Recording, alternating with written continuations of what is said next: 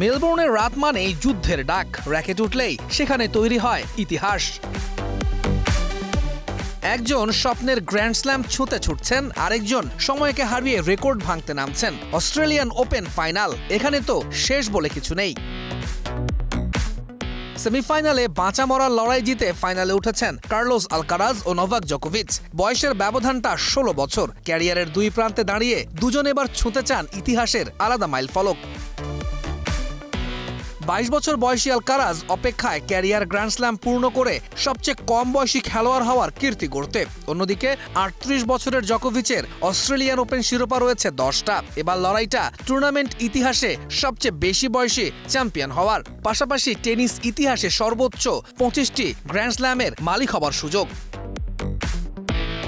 Alcaraz tournament ইতিহাসের দীর্ঘতম সেমিফাইনালে 5 ঘন্টা 27 মিনিটের থ্রিলারে আলেকজান্ডার জেভরেভকে হারিয়েছেন। অন্যদিকে জোকোভিচও 4 ঘন্টা 9 মিনিটের ক্লাসিকে দুইবারের ডিফেন্ডিং চ্যাম্পিয়ন ইয়ানিক সিনারকে হারিয়ে ফাইনাল নিশ্চিত করেন।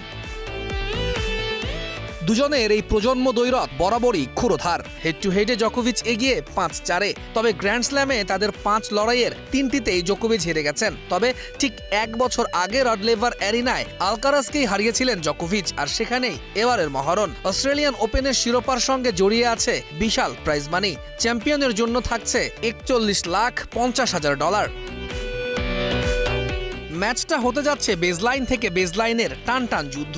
দুজনই প্রথম আঘাতে পয়েন্ট নিয়ন্ত্রণ নিতে চাইবেন। কর্নার টু কর্নার ঠেলে প্রতিপক্ষের ফিটনেস পরীক্ষা করবেন, যেখানে রিটার্ন পয়েন্টই হয়ে উঠতে পারে ম্যাচের টার্নিং পয়েন্ট। সবশেষ দেখায় জোকোভিচ প্রথম সার্ভ রিটার্ন পয়েন্ট জিতেছিলেন মাত্র 16%, বিপরীতে আলকারাজ পেয়েছিলেন 34%। আলকারাজ না জোকোভিচ, প্রশ্নটা তোলা থাক রড লেভার এরিনার কাঁধেই। তবে এটা নিশ্চিত, গ্র্যান্ড স্ল্যাম যার হাতেই যাক, এবারে বদলাবে ইতিহাস। তৌহিদুল ইসলাম, স্টার নিউজ।